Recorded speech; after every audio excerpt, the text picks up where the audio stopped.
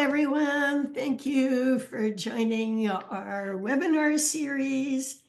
I am Lonnie Zeltzer, sort of the founder and president of Creative Healing for Youth in Pain, CHIP. And the webinar series is intended to inform the public on all of the many conditions that can be associated with chronic pain, even things that are not pain. Um, and I would like to first introduce our expert, who I'm excited to introduce. Oh, before I do that, this is not my forte. Let me explain what CHIP is for those of you who are new. The idea is I learned so much after my 30 years developing and running complex chronic pain and palliative care at UCLA that we realize pain has baggage. People don't understand pain, chronic pain, especially if they can't find the cause. Kids go to multiple subspecialists and they're running their 1,000 tests. And what we don't know, but we've learned, is that there are a lot of ways to change a neurobiology that's gotten dysregulated. And in a sense, we know that many kinds of talk therapy and movement therapy and just knowledge, communication about oneself actually changes brain neurobiology. So, with that in mind, we wanted to share all of this with the public. So about me. Let me introduce our expert today, Dr. Gisela Sandoval, who is psychiatry faculty at Standford University. She completed her medical degree from Harvard Medical School, where, sort of by the way, she completed a PhD in molecular neurobiology and genetics. Not bad. She's a physician scientist, and she has dual board certification specializing in medical psychiatric illness, caring for individuals who suffer from medical conditions. And at the interface of medicine, psychiatry, what we'll really say now is mind, body, environment, development, genetics, add to the mix. And it's complex. And she heads the Pediatric Functional Neurologic Disorders, which we call FND clinic at Lucile Packard Children's Hospital. She's the director of clinical neuroscience and division of interdisciplinary brain sciences, and she's an attending physician in child and adolescent psychiatry at Stanford University School of Medicine. She's not busy at all. Besides her clinical experience in functional neurologic disorders in youth, she's also interested in the history of psychiatry, and especially the history of contagion of somatic symptoms, where one kid will have body pain, and suddenly the whole school, the whole community, maybe the whole region has it. And why is that? And how does that? I just think that's fascinating. And we're asking Dr. Sandoval to give her lecture on the history of this, and we'll record it for you. But right now, she's going to be giving a case presentation on the bullied adolescent with headaches and PNES. And PNES is one type when you have non-epileptiform seizures. And these kids, and I've had many patients, they look like they're having all kinds of seizures. Maybe it's just one part of their body, or maybe they look like they're having a full-blown grand mal seizure. And they're not doing it purposely. It's not but it happens, and yet their EEG, their brainwave, is perfectly normal during the time. So why is this? What creates this? So this is going to be a fascinating topic, and I want you to ask questions. And before we start, there's some housekeeping items. Please put your questions in the Q&A section throughout the webinar so that Dr. Sandoval can address those. The chat will be open for discussion, but if you want to say something, but it may or may not be included in the conversation with our speaker and moderator and myself. The other thing is our webinar is being recorded. We also have all the previous CHIP webinars available on CHIP's YouTube channel, and a link to our YouTube channel playlist for our webinar series will be in the chat. And then lastly, everything we do in CHIP is free. And we stay alive by donations and sponsors and grants, and our staff is working tirelessly to get funding. So I ask you to consider donating $25 to CHIP if you find the monthly webinars valuable, and donations can be made at mychip.org/donate. And let us start, and you're on, Dr. Sandoval. Well, thank you for that kind introduction, and it's definitely a pleasure to be here and be able to answer any questions and talk about a case that I've been working through for a while, and what challenges we faced and how we got we're still working towards recovery. So I want to introduce you, and I do want to clarify that this is, there's been a lot of de-identification of the individual. So there's nothing that would make you be able to identify it. So this is about Jenny. Jenny is currently a 14-year-old ninth grader. Um, she started having headaches in middle school. So around seventh grade, she was sitting on her bed reading a book and basically banged her head against the headboard, and after that, she started complaining of headaches. Obviously, she did not lose, she didn't lose consciousness. She had no changes in mental status. Her parents still went to see a doctor, and there was nothing found. She had a headache that day, and that was that. Except after that, she started complaining of chronic headaches, and they would come and go, and sometimes they would be so severe that she would miss school. But nobody could find pathway that was involved in this or anything wrong with it, their imaging and such workup. So she was sent to a therapist, and that therapy was pretty successful. They worked on the mind-body connection, on having her learn coping skills, and so the headaches went more into the background. Then her parents got a new job, and they had to move cities right between eighth and ninth grade. When she entered ninth grade, she entered a brand new school where she didn't know anyone. Her parents were very stressed with their new jobs, new house, new everything, and she didn't know anyone, as I said.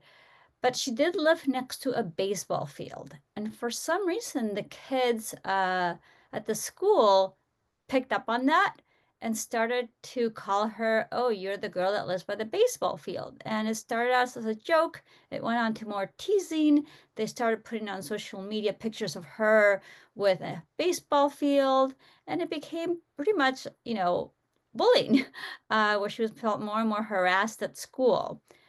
So a few days into this, or a few months into this, she suddenly started dropping to the floor, shaking, and it looked exactly like a seizure. The headaches also came back. And she was taken to the hospital, as Dr. Sulzer said. The first thing you do when you see movements like that is you do a video EEG, where if you have epilepsy, it would show changes in the electric conductivity in the brain.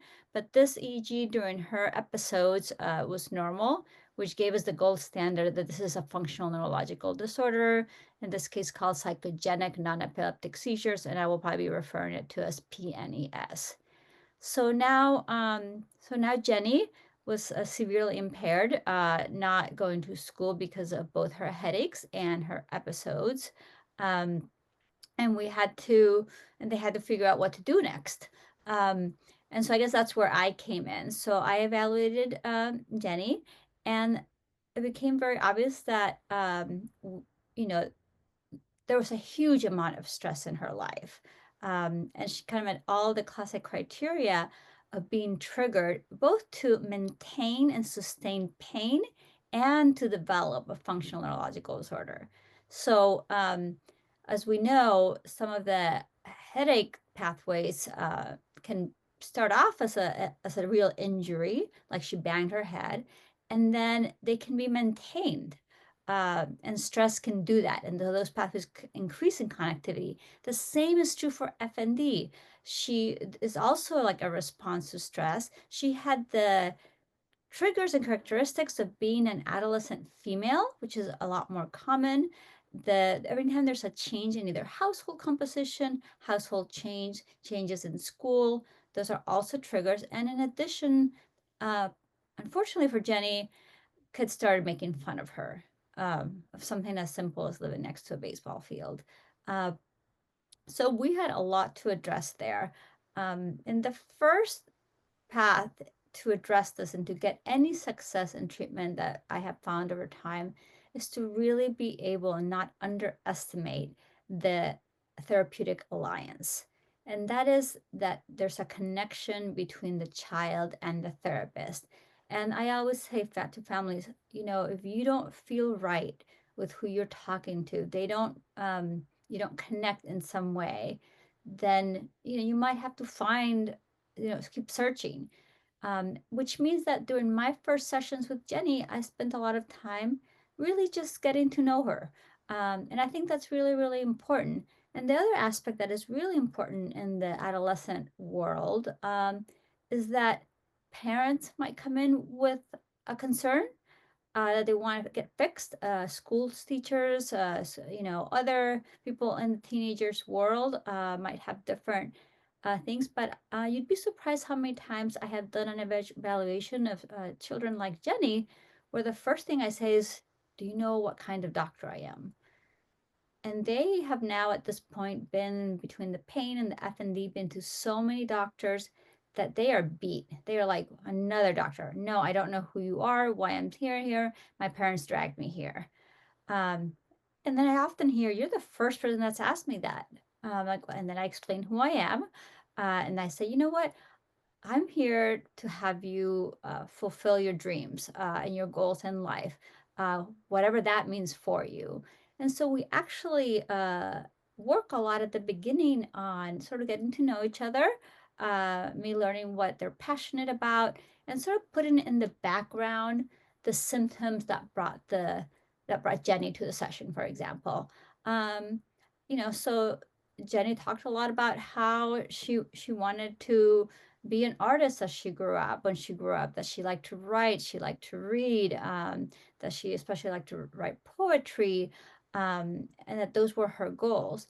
So then what I always think is really important to build that alliance is to really ask the person in front of you, what really bothers you the most? What is the hardest thing for you right now to not get things like a good grade in English class? Because she also really wanted to be in school.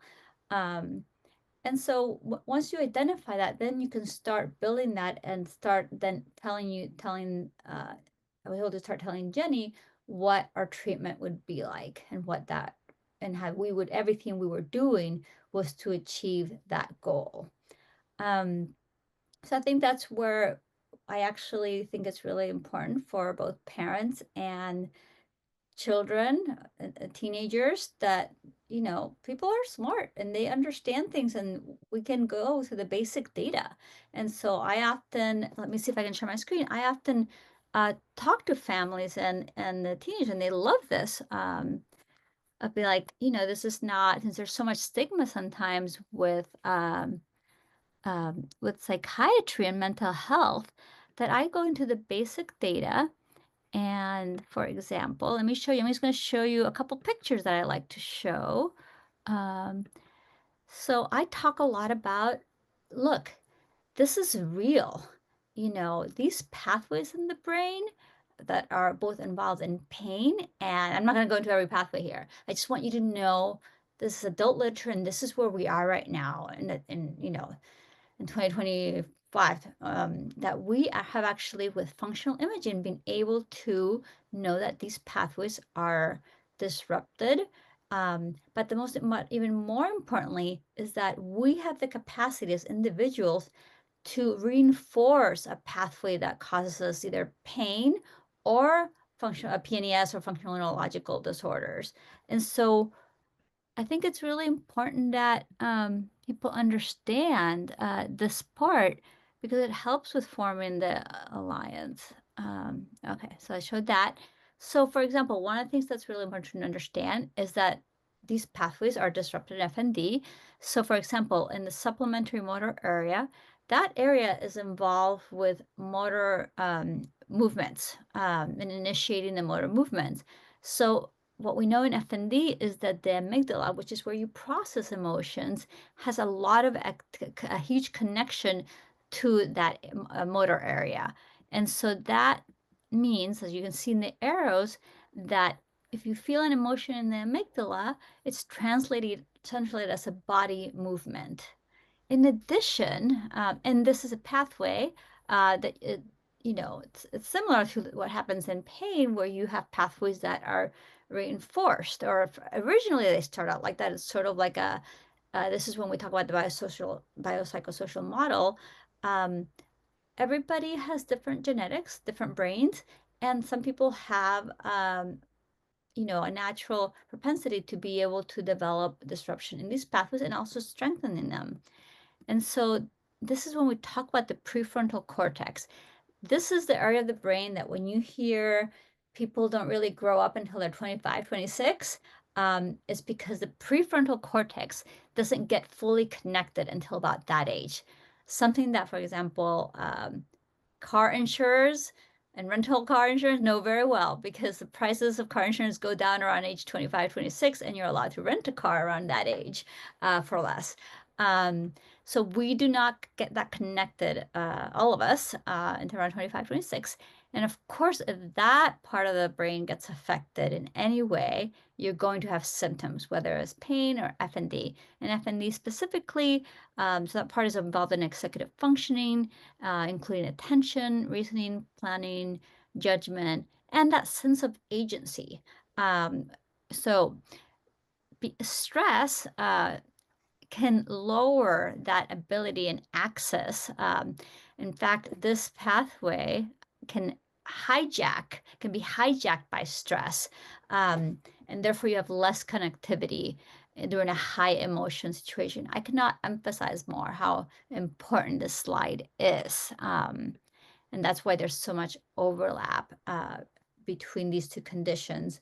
So once we understand that, we have sort of a platform for treatment of like, okay, and this is what our biopsychosocial model is about. The biology is, what does the individual bring to the picture? And what do we know about it? So we know that females, have somehow more likelihood to develop these things, especially if they're adolescents. And then we don't know everybody's genetics, but some people have more of a predispository ability to do this. And then there's the whole concept that we know there is biology and pathways that are involved in this that can be disrupted. And as the literature is emerging, conditioned, which means that you reinforce a pathway more and more, to the point where, originally the trigger might have been, I was just bullied at school and therefore I went into an episode. And after the episode, I had a huge headache, to just walking by the school is a trigger, and thinking about a school is a trigger, because that pathway is getting more and more reinforced. So it's sort of the biology and understanding that. The psychosocial is this part where sort of cognitive distortions are created in individuals where there's a lot of catastrophic thinking, a lot of assumptions of what the world around us means, and sort of a detachment between the mind and the body, and the need to reconnect those, to realize that stress causes a symptom.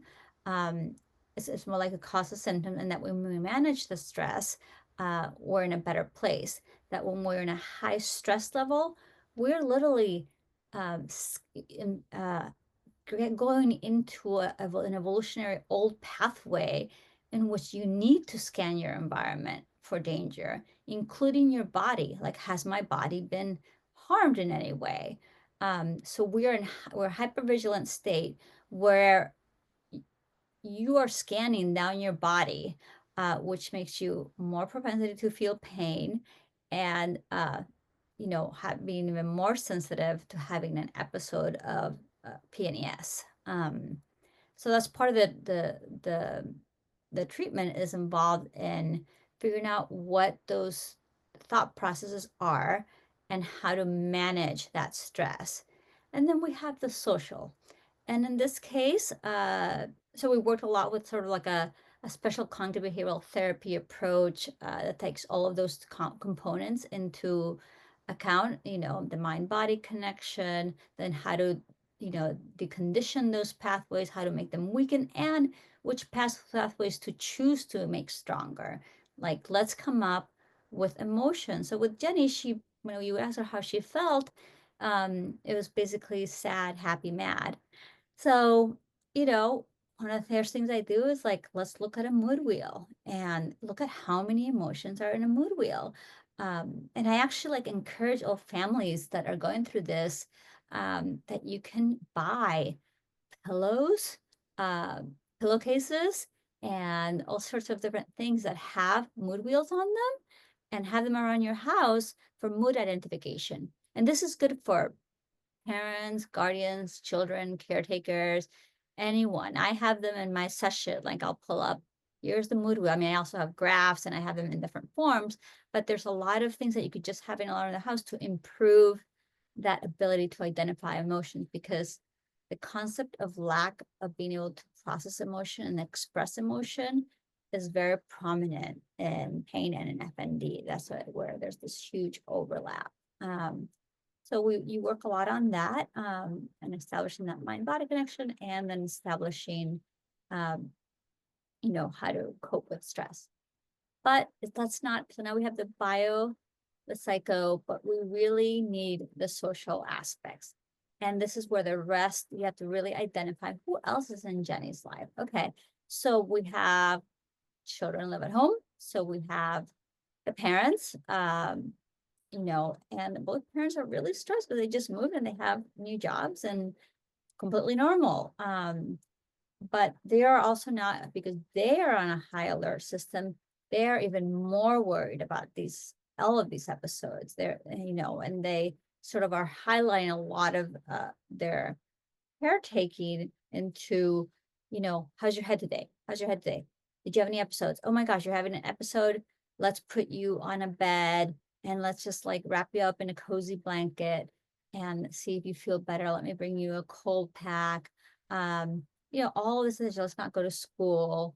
And that has been shown that it enables and supports these pathways, because then the child realizes, wait, so when I have this feeling of stress and it gets translated into an episode, then I don't go to school and I get cuddled.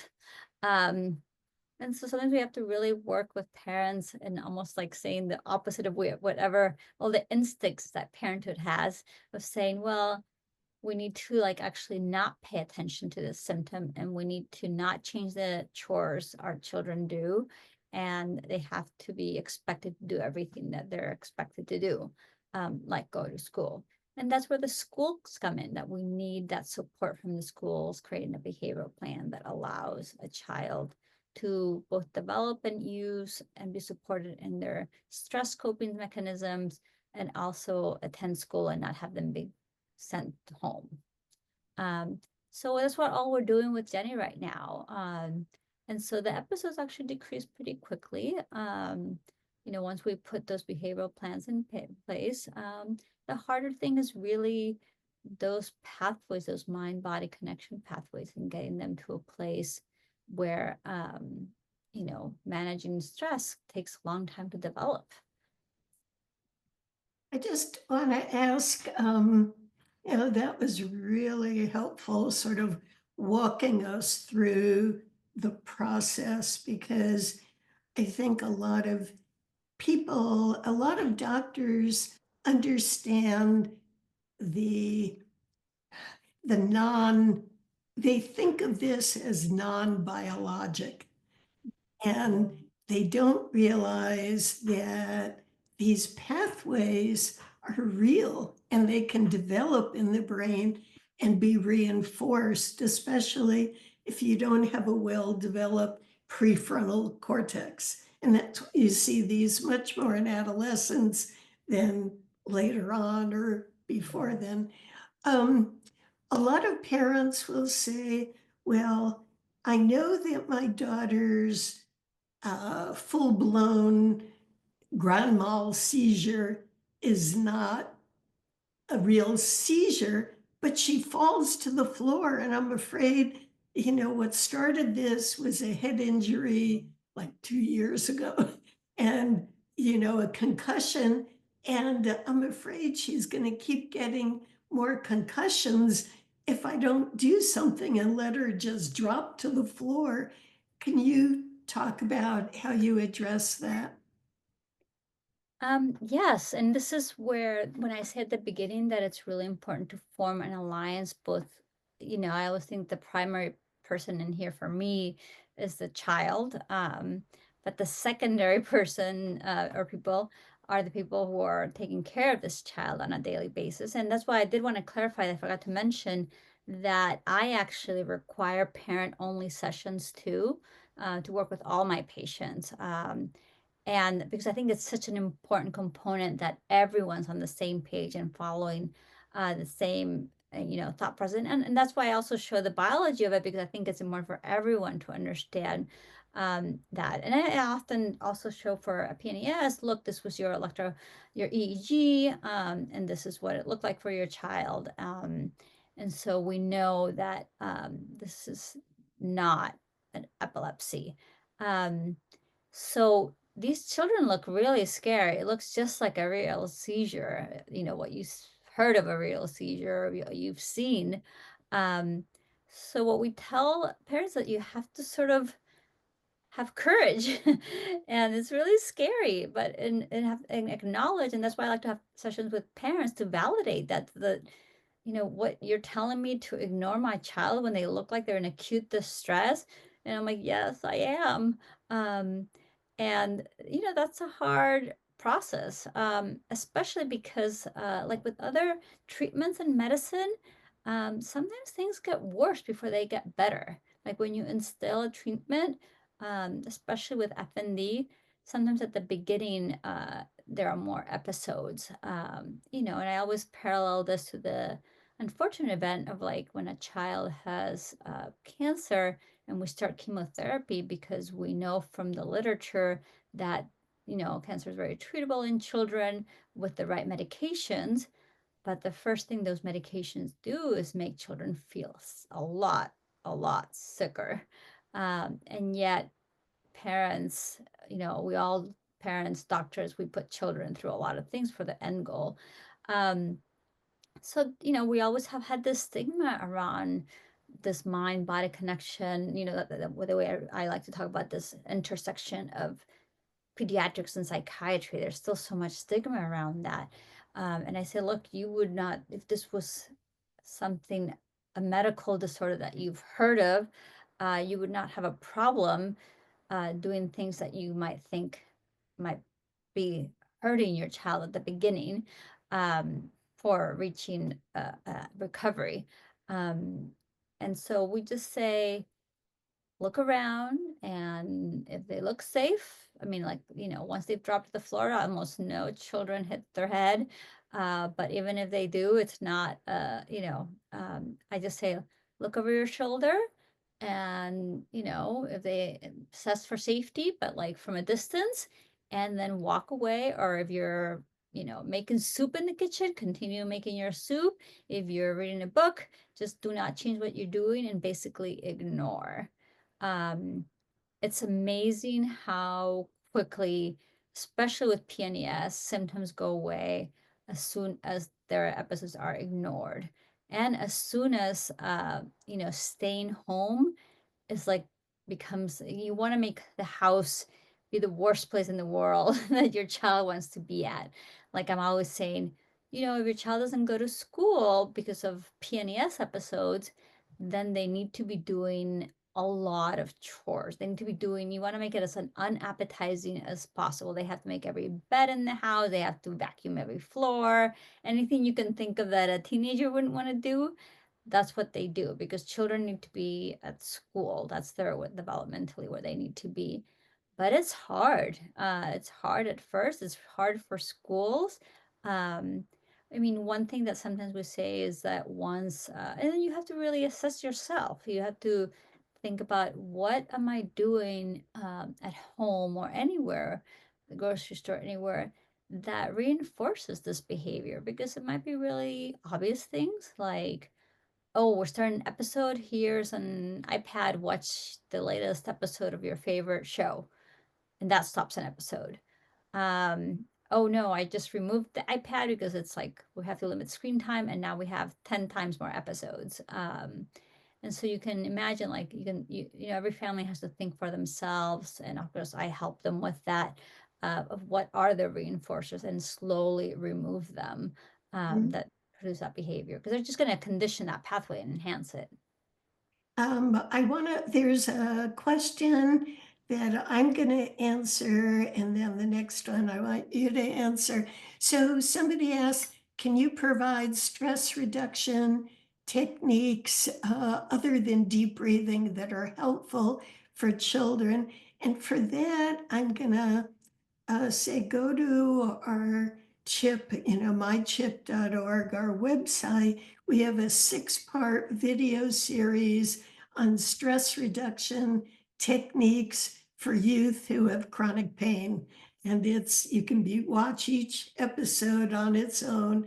It has things to do, and it's a variety of techniques besides deep breathing that'll be helpful. This one is for you, Giselle. What about parental attention after the episode? Say that again. What about parental attention from parents after the episode? So I said you just keep on going like as if it hadn't happened. If you're getting ready to go to the grocery store and everyone's putting on their jackets, episode happens, here's your jacket, let's go. That's it. If the child, and this might happen later on in the treatment, where the child might be, hey, I just had an episode, but I'm noticing, and this is the goal, like where you want to get to, like, I I learned some coping strategies. I think I was really stressed out, or even like what I would try to work with Jenny is like, when do you feel one coming on? And then this is when I say, if a child says to you, I feel something coming on, I'm feeling stressed, can you help me do a stress relieving strategy? And that's when I say, if your child asks you that, yes, go ahead. Like they are acknowledging that they're in a high stress level. They are still young people. Um, and it's probably good for you too, as a parent and caretaker, to also do those strategies, because everybody's stressed these days. So in terms of attention, I say, let's focus it around. And most of my families, I say, I recommend that together as a family, you put on at nighttime, before bedtime, whatever time is good for you, usually after dinner, to normalize stress coping strategies, plus something that would benefit everyone, is put on a guided, if it's not deep breathing, because that's not your thing, a visualization video, where it tells you, guides you through things, or just different, different things that you do it as a family. You might want to start deep breathing as a family. And it can only be like 5 minutes. It's really hard to do any of these stress relieving classic strategies for longer than 5 minutes because it requires a lot of time. So that's when I say, yes, help your child. During episodes where they're not there yet, you just continue life as if they were not occurring. It's sort of like when you had your child be a 2-year-old and you were at a restaurant and they threw a tantrum, and the pediatrics advice tends to be ignore the tantrum and just pretend your child is not throwing a tantrum. And it's really hard because you're disrupting the whole restaurant. But you know that if you start grabbing the child and try to talk to them, they will probably get it worse. Yeah, one of our team psychologists, and I'd like you to comment, said well, you don't want to have a lot of parental attention around the event itself. It may be an indicator, or it would be good when your child is not having a functional neurologic symptom like seizure, to spend some quality time, parent and child together during uh, non-epileptic or functional neurologic symptoms. I completely agree. I'm always talking about, and sometimes we do a lot of, so uh, kind of like treatment where I have the parents come into the session. And almost all of my families, I recommend family therapy, not because there's some, you know, acute thing that I'm very worried about, but because at the center of a lot of FND is this challenge with being able to express emotions. Um, Family therapy is a great place in which parents and children can learn how to use words to communicate conflict and frustration, because since conflict and frustration increase stress and then that can lead to an episode, sometimes just having tracking all of parents and child can track when the episodes occur. Like with Jenny, a lot of them were occurring when she was being asked to do certain things she didn't really want to do.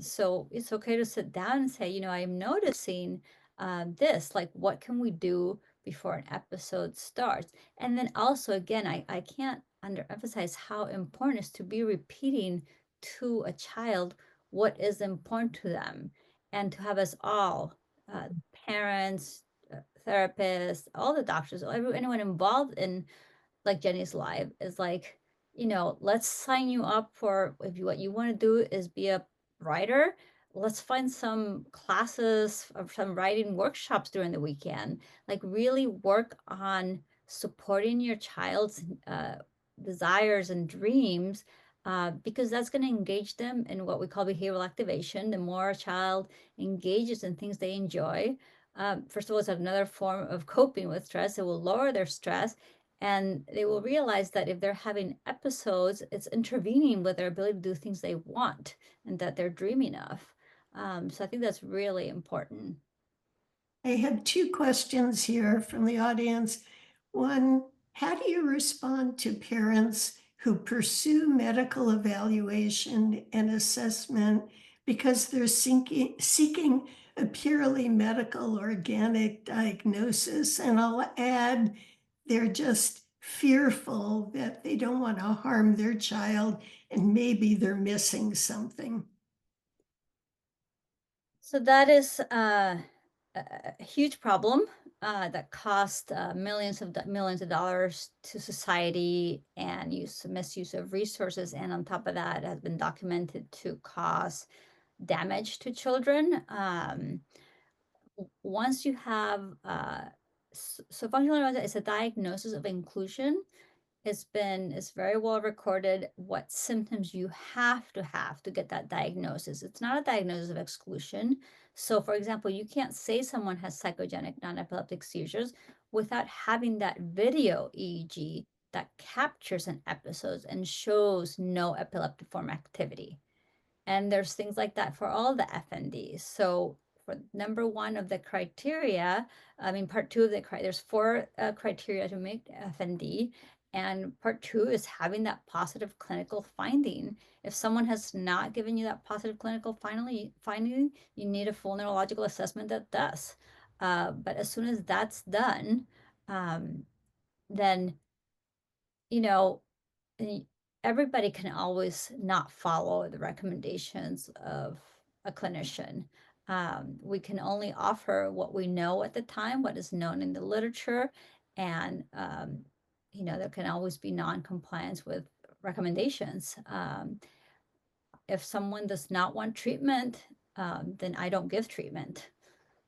When I want to follow up on that before I go to the next question, often I will have a child who has we think non-epileptiform seizures or events, and they go to neurology and they're in their lab hooked up for monitoring video during EEG.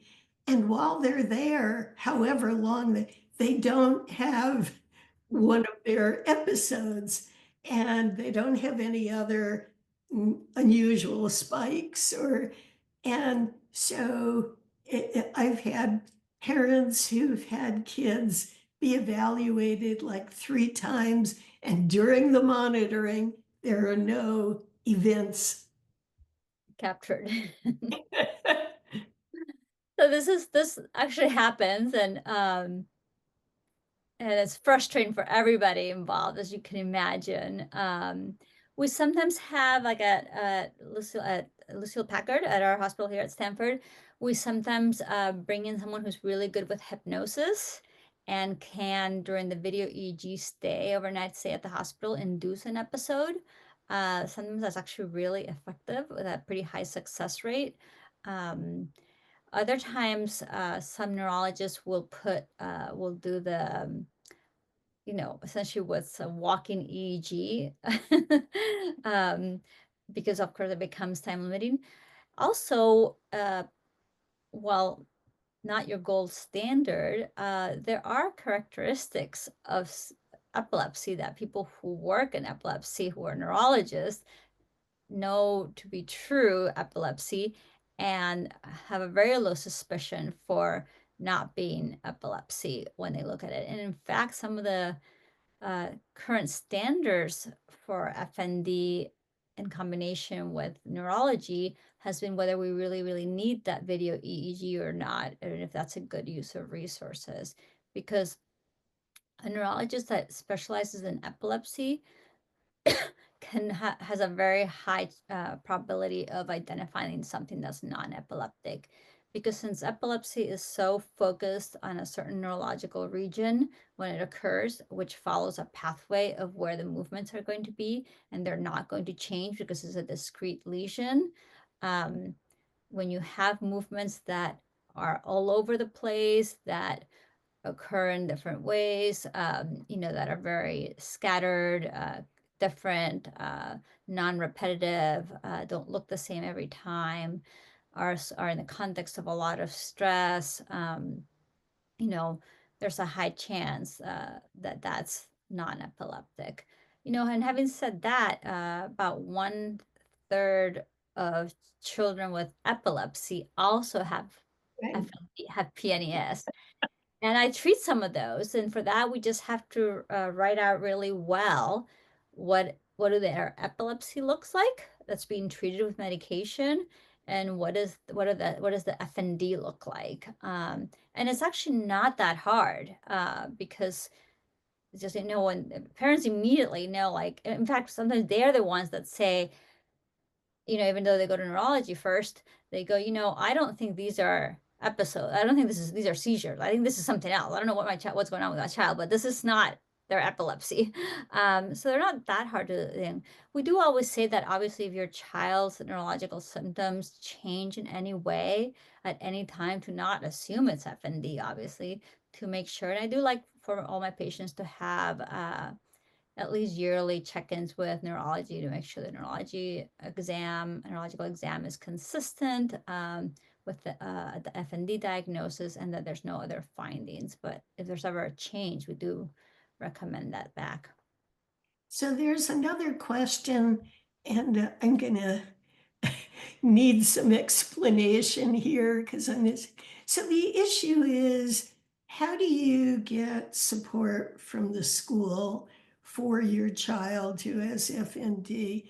So the question was, is it normal for the school to request APE, which I'm going to need written up and explained, and ERMH, something mental health assessment, while already on an IEP based on other health impairment? So when anyone has FND, a behavioral plan in writing signed by neurology, psychiatry, psychology, anyone involved, um, needs to be presented to the school. And that behavioral plan, it needs to state specifically what are the symptoms that are not, things like you do not call 911, you do not call parents, and you write in detail what episodes look like. This is so imperative. You don't want a child who actually like Jenny wants to be in school, get taken out of her class for an episode, because the whole point is that if she has an episode in class, that's when she wants to work on all the things we've learned in session to stop the episode and eventually not have it when she feels like she's having one. If obviously schools feel more comfortable bringing these children into the nurse's office and calling mom, dad, or 911, uh, because Right. of, you know, so, but that's detrimental to a child. So we write behavioral plans that describe the episodes in detail, that have some sentences that the teacher can say to the child, like, you're in an episode, don't forget to use your strategies, and then continue with the classroom. And this might be in a graded fashion, like at first they might go to the nurse's office, but if a child has an episode and then can walk to the nurse's office, Mhm. they can also just stay in class and work on their coping strategies. um, but yes, we do not want to have any behavioral plan that reinforces the episode. But this is where you have to have the same way I had that conversation with the parents, that you need to ignore the episodes, that you need to not call or take your child to the emergency room. The same it goes with the school. There are some resources, a little bit of some resources on FND Hope under the teenage section of an outline of an FND plan um, for school. So it's written something like that. It's a very simple document that I would expand on from that document, uh, because once you describe in detail, then they are not to do all the accommodations and reinforcers for those behaviors. So the idea is being specific about, this is not a danger to the child. The school is not at risk because that's what they're concerned about. And this is what happens and how you handle it. Exactly. And also that it's signed by multiple doctors saying these are our recommendations. This is the treatment plan. As Yeah. opposed to, like, if someone has type 1 diabetes, the endocrinologists write a very different plan. They're like, if you're seeing this patient fall over, please, they probably have a low blood sugar, have some juice in the class, very different, right? Right, right, right. And in terms of physical, yeah, physical activities for somebody with PNES, um, do they need regular PE or adaptive PE, or how do you uh, how do you describe that, and what can schools legally provide? So one of the characteristics of children with epilepsy versus children with a PNES is that children with PNES miss more PE, fascinatingly enough, um, which is not good because they should have a right to an education and access to PE as well. So the only accommodation would be like, don't take the child out of PE. Right, right. I mean, it's different like when you have an FND with lower extremity or upper extremity paralysis, then we do recommend occupational and physical therapy to restore function. And there would be like, if you can, an ideal world, if I could get the school to provide a physical therapist or occupational therapist during the time that PE is being held, that would be fabulous. And again, you can't expect a child who's in the work and treatment for lower extremity paralysis to suddenly be able to do the 1 mile requirement at PE. It has to be gradated. And that's when we also come up with another behavioral plan. And that's when I try to advocate, like, can we get during that hour of PE some therapy installed? And you can request that from districts. It's not very successful, but you can try. Right, right. What about the parent who says, this all started when my daughter had a concussion. Now it's going on well over a year. But when she falls, her non-epileptiform event, it looks like she really hits her head. So I'm worried she's going to keep getting concussion after concussion after. What do I do? Do I just let her fall and get another concussion? So most of the evidence shows that kids actually don't really hurt their head. So again, it's a reinforcing behavior. The original to get diagnosed with a concussion, it's that it's serious, it's not that easy. Sometimes that word concussion, I think sometimes is used too freely. Um, and even then, even if you have a concussion or you have post-concussive syndrome or you have chronic headaches because you once upon a time had a concussion, the treatment's still the same of like the more functional you are and you put that pathway and the pain pathway in the background, the better you're going to be. I mean, it's the whole gate theory of pain that the more that you can close that gate, that pain, the pain is there in the background and you can close it again with coping mind body strategies. So yes, if a child is hitting their head to the point that they're harming them, there's something else going on besides FND. Right. No. So there's some other behavioral disruption that needs to be addressed differently. Like we have children that do head banging and do, who can cause, but they're voluntary. I mean, like it's not for FND, children report this, didn't had no agency over it. That's why a lot of the treatment is to enhance and reinforce that the pathway that leads to agency. And it's one of the main pathways that has been shown to be disrupted in functional neurological and functional imaging techniques. It's that sense of agency. So that's very different. Intentional head injury looks very different than dropping to the floor and hurting your head. Right. Well, I see we're nearing the end of our time, and we have 4 minutes left, and it just flew by. And we could talk about this for another. We'll have you back for part 3, part 4 as we go along. But this was hugely informative. And again, reminding everybody this is being recorded. It will go up on our YouTube channel. Remembering there's a program that Dr. Samantha Levy has for parents of kids with chronic pain, and you can sign up for that. It's called Creating Bonds, fills up quickly, and then there's a waiting list for the next program. We have the 6-part series on self-help skills for kids, and that's all filmed, and this will be filmed. And thank you, thank you, thank you. This was fascinating and a critical topic. I wish I could get all of the physicians, subspecialty pediatric physicians, to watch this, and I will be spreading the word. And again, reminding everybody, if you like this series, tell your friends, tell others. $25 donation that can be made on our website. And then the monthly, thank you, Samantha, monthly chip chats and the monthly webinar replays.